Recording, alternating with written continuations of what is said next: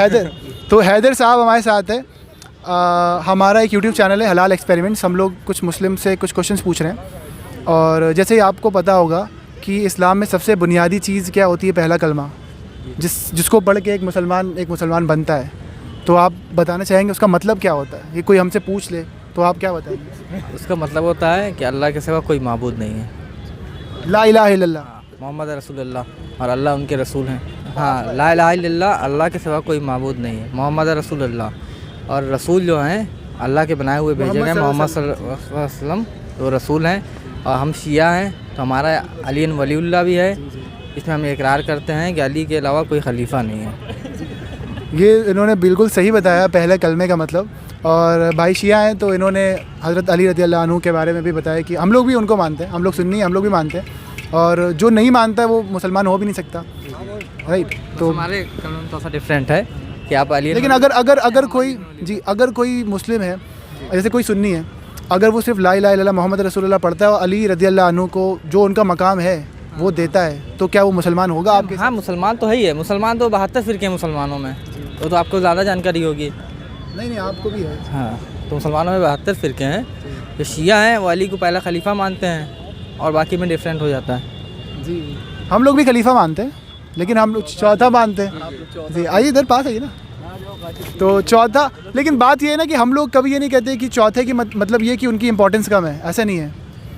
तो ये वाली चीज़ हम लोगों में है, और आप लोग में अभी ये बहुत अच्छी चीज़ है कि आप लोग अहले बैत से इतनी मोहब्बत करते हैं। तो ये बात तो हम लोग बहुत रिस्पेक्ट करते हैं इस चीज़ की। और खैर सुन्नियों में भी ऐसे लोग हैं जो कि नासबी जिन्हें कहते हैं, जो अहले बैत का जिक्र ज़्यादा नहीं करते हैं, लेकिन हम लोग उनमें से नहीं हैं।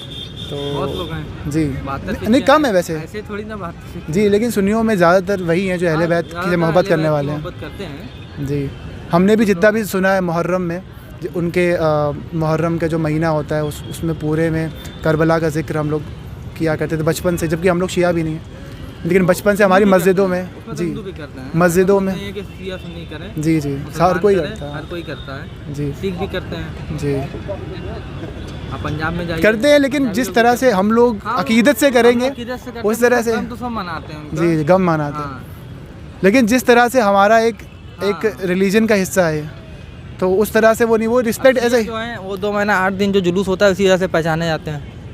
2 महीना 8 दिन जो मुहर्रम में, उसी वजह से शिया पहचाने जाते हैं, नहीं तो कोई पहचाने भी नहीं कि ये शिया हैं। और जितने भी इमाम हैं शिया लोगों के, वो हम लोग के भी इमाम हैं, हम लोग के लिए भी बहुत ज़्यादा इंपॉर्टेंस रखते हैं, और उनका जिक्र भी होता है हमारी मस्जिदों में भी, हमारे घरों में भी। हमारी माओं ने भी हमें सिखाया है कि करबला का एक वाक़या हम लोगों ने पढ़ा। तो सभी करता है। जी, बहुत ज़रूरी है ये करना, और जो नहीं करता है वो बहुत ही, जो 72 फ़िरके हैं वो सब अहले बैत का जिक्र करते हैं। अब वो अलग अलग उससे करते हैं, कोई उनको अपना आइडियल मानते हैं और कोई नहीं मानते हैं, उसमें थोड़ा सा डिफरेंट रहता है। जी, बहुत अच्छा लगा इनसे बात करके, इन्होंने कितने खुल के चीज़ें बताई। आपका क्या नाम है भाई? काशिफ भाई है। तो आप कुछ बताना चाहेंगे, जो भी बात हुई उसके बारे में कुछ कहना चाहेंगे आप?